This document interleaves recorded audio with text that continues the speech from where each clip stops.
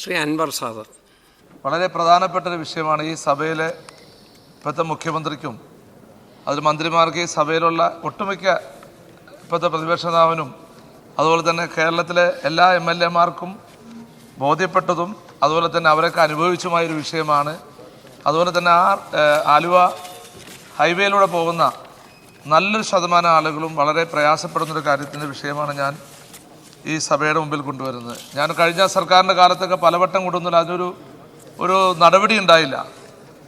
Sir, Aluva bypass, Aluva Pulinchode മുതൽ ആലുവ പറൂർക്കാവില വരെ നിരന്തരമായ ബ്ലോക്കാണ്. നമുക്കറിയാം, ആ റൂട്ടിലൂടെയാണ് നെടുമ്പാശ്ശേരി എയർപോർട്ട്, അതുപോലെ പ്രധാനപ്പെട്ടൊരു ഹൈവേ ആണ്. ഈ ഹൈവേയിലൂടെ പോകുന്ന ആളുകൾ നിരന്തരമായി ബ്ലോക്കിൽ കിടന്നുകൊണ്ട് ദുരിതം അനുഭവിക്കുന്ന ഒരു സാഹചര്യമാണ് നമുക്കിന്ന് കാണാൻ സാധിക്കുന്നത്. അത് ആലുവക്കാരൻ മാത്രം, ആലുവക്കാരൻ നിരന്തരമായി പല സ്ഥലങ്ങളിലേക്ക് വരുമ്പോഴൊക്കെ ആലുവക്കാരൻ മാത്രമല്ല, ഞാൻ നേരത്തെ പറഞ്ഞതുപോലെ എല്ലാവരും ദുരിതം അനുഭവിക്കുന്ന വിഷയമാണ്. സാറേ, നമുക്കറിയാം, എയർപോർട്ടിലേക്ക് അർജൻറ്റായി പോകുന്ന ആളുകൾ, അതുപോലെ രോഗികൾ പോകുമ്പോൾ, അങ്ങനെ എല്ലാ രീതിയിലും ഈ ബ്ലോക്ക് മൂലം ജനങ്ങൾ ദുരിതം അനുഭവിക്കുകയാണ്. ഞാനിത് അന്നത്തെ ഞങ്ങളെ MP-യും അതുപോലെ തന്നെ ഞങ്ങൾ ഉൾപ്പെടെ അന്ന് കേന്ദ്രമന്ത്രി നിതിൻ ഗഡ്കരി, നമുക്കറിയാം നാഷണൽ ഹൈവേ കേന്ദ്ര ഗവൺമെൻറ്റിൻ്റെ കീഴിലുള്ള റോഡാണ്. അപ്പോൾ നിതിൻ ഗഡ്കരിയെ കണ്ട് നേരിട്ട് ആവശ്യപ്പെടുകയും അന്നത്തെ മുഖ്യമന്ത്രി അടക്കമുള്ള ആളുകളോട് നിരന്തരമായി സഭയിലും പുറത്തുമൊക്കെ ആവശ്യപ്പെട്ടു. പക്ഷെ അതൊരു നടപടിയിലേക്ക് പോകാത്ത സാഹചര്യം ഉണ്ട്. സാർ, ഇതിനൊരു ശാശ്വതമായ പരിഹാരം നമുക്കുണ്ടാകണം. ആലുവയിലെ ബൈപ്പാസിലെ പുളിഞ്ചോട് മുതൽ പറൂർക്കോലുള്ള ആ ബ്ലോക്കിന് ശാശ്വതമായ ഒരു പരിഹാരം കണ്ടെത്തണം. അതാണ് എനിക്ക് സഭയുടെ പ്രധാനമായിട്ട് ഉന്നയിക്കുന്നത്. സാർ, ഇതിന് ഇപ്പോഴത്തെ മുഖ്യമന്ത്രിക്കും ആ വിഷയം അറിയാവുന്ന, അദ്ദേഹം ഇത് പരിഹരിക്കുമെന്ന് പലവട്ടം നമ്മോട് പറഞ്ഞിട്ടുള്ളതാണ്. സാറേ, ഇതിനൊരു പഠനം നടത്തണം, ഒരു ഡീറ്റെയിൽ ആയിട്ടൊരു പഠനം നടത്തി ഇതിലെന്താണ് പോകുമ്പടി. ഒന്നിലേക്ക് ഒരു എലിവേറ്റർ ഹൈവേ പുളിഞ്ചോട് മുതൽ അങ്ങ് എയർപോർട്ട് വരെയാണ് ഏറ്റവും നല്ലത്, ഒരു എലിവേറ്റർ ഹൈവേ, അല്ലെങ്കിൽ ഒരു മൂന്നാമതൊരു പാലം അവിടെ മാർത്തോർമ, അല്ലെങ്കിൽ മൂന്നാമതൊരു പാലം.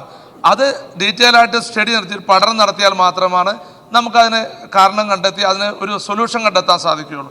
അപ്പോൾ അതിന് പഠനം നടത്തുന്നതിന് സ്വാഭാവികമായിട്ടും നമുക്കതിന് തുക വേണം. ബഹുമാനപ്പെട്ട മുഖ്യമന്ത്രിയോട് എനിക്ക് ഗവൺമെൻറ്റിനോട് പറയാനുള്ളത്, ഇത് ബഡ്ജറ്റ് സ്പീച്ചിൻ്റെ മറുപടി പ്രസംഗത്തിൽ ഇതിന് ഡീറ്റെയിൽ ആയിട്ടൊരു പഠനം നടത്താനുള്ള തുകയും കൂടി അനുവദിക്കണമെന്നാണ് എനിക്ക് ഈ സബ്മിഷനിൽ ആവശ്യപ്പെടാനുള്ളത്.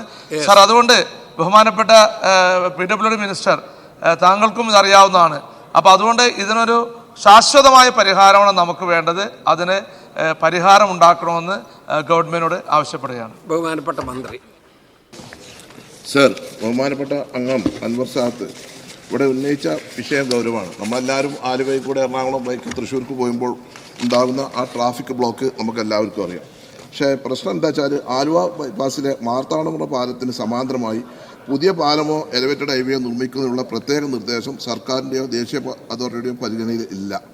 എന്നാൽ NHI നടപ്പിലാക്കാൻ ഉദ്ദേശിക്കുന്ന എറണാകുളം ബൈപ്പാസ് പദ്ധതി യാഥാർത്ഥ്യമാകുന്നതോടെ ഈ മേഖലയിലെ ഗതാഗതക്കുരുക്ക് ഗണ്യമായി കുറയുമെന്നാണ് പ്രതീക്ഷിക്കുന്നത്.